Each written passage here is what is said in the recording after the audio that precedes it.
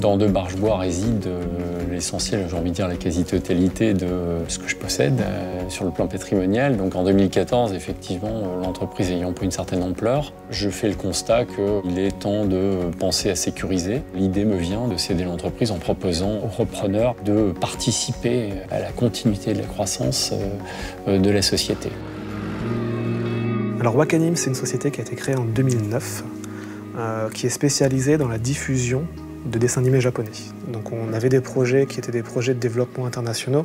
On voulait faire venir une entreprise dans notre capitale. On a développé une caméra qui voit à travers les vêtements, qui est dédiée aux applications checkpoint d'aéroport, mais aussi pour les gares. Et on avait un objectif, c'est de la produire, de la commercialiser au niveau international. Et de ce fait-là, besoin de fonds pour arriver à mettre sur le marché ce type de produit.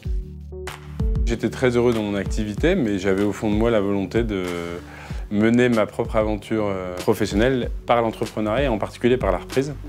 Et Van Castel rassemblait un peu tous les critères qui me plaisaient. Dans la même semaine, j'ai 2 personnes qui m'ont appelé pour me dire on rachèterait bien votre entreprise. Moi, je n'étais pas dans ces clous-là, je pensais commencer les démarches un an après. Et puis je suis allé voir notre transmission et je leur ai dit voilà ce qui m'arrive. Qu'est-ce que j'ai besoin de réflexion là-dessus? Est-ce qu'on peut les partager? La priorité pour moi à l'époque a été de choisir un partenaire. Quelqu'un qui soit capable de comprendre de quel type de repreneur l'entreprise avait besoin et qui soit capable de comprendre l'entreprise et ses fondements, ses valeurs. Ça va faire 7 ans que je travaille quasiment à plein temps sur ce projet. Et c'est toujours stressant parce que derrière, il y a un objectif qu'on s'était fixé, qui est de se développer, donc de trouver un partenaire économique. Une négociation, c'est toujours compliqué, il y a toujours des hauts et des bas, des moments où on se dit ça va être impossible. C'est vrai que c'est important d'avoir quelqu'un qui nous rassure. C'est un partenaire chinois qu'on fait rentrer. Donc un partenaire chinois qui a des moyens financiers très importants. Et c'est là qu'en gros, on s'aperçoit qu'on n'est pas forcément au fait de tout. Et heureusement qu'on a eu l'appui de leur transmission. Et ce qui m'a véritablement séduit et attiré au départ, c'était cette approche très tournée vers l'humain. Une approche où il y avait énormément d'écoute, énormément de questionnement autour de qui est De Bargebois et qui est Patrice Debarge au fond.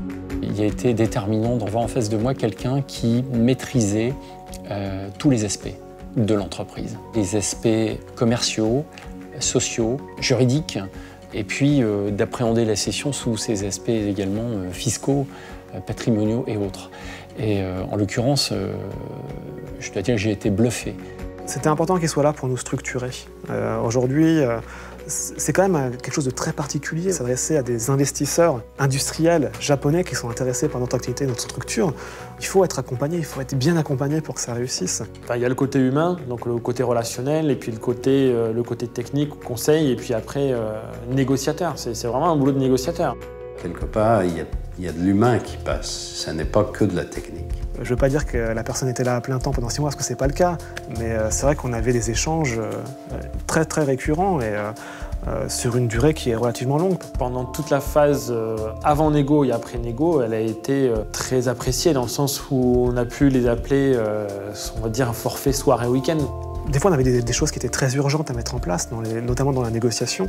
Et c'est vrai qu'on a pu compter sur une disponibilité quasi permanente. L'investissement, oui, évidemment, il était assez important de leur part. Et je vous dis, j'avais l'impression d'être le seul dossier en cours chez notre transmission à l'époque. J'ai eu droit à la même disponibilité après le process qu'avant. Le premier élément qu'on a mis sur la table, c'est l'accord de confidentialité que m'a fait signer mon interlocuteur avant d'évoquer quoi que ce soit à l'oral ou à l'écrit. Et en plus, pour moi, personnellement, c'était aussi assez rassurant et ça m'a mis pas mal en confiance. On se sent effectivement en sécurité sur le plan de la confidentialité. Ils sont là pour faciliter la transaction, clairement, pour que ça se fasse. Ils étaient là pour défendre nos intérêts face aux soldats de chez Sony, qui étaient là pour défendre uniquement les intérêts de Sony. C'était pas facile tout le temps. Les Japonais sont des interlocuteurs très très difficiles. Donc on a vraiment apprécié en fait ce côté je m'investis pour que ça réussisse. Nord Transmission a une approche qui, précisément, fait dans la dentelle. Ils ont d'abord pour objectif de ne rien casser. Il faut du liant là-dedans, et donc c'est le rôle de Nord Transmission. Et ce rôle-là, il est bien assuré sans prise de parti pour l'un ou l'autre, pour moi, clairement. Effectivement, sur le chemin, quand il y avait une difficulté, l'idée de Nord Transmission, c'était pas forcément de défendre bec et ongle la personne qu'il représentait, mais c'était d'essayer de trouver le meilleur compromis possible. Il y a une qualité chez leur transmission, c'est la patience. Ouais. Ils savent se montrer patients. Et une autre qualité que j'ai beaucoup appréciée, c'est que, à l'inverse de pas mal d'intervenants du marché, à mon sens, ils ne vous mettent pas la pression.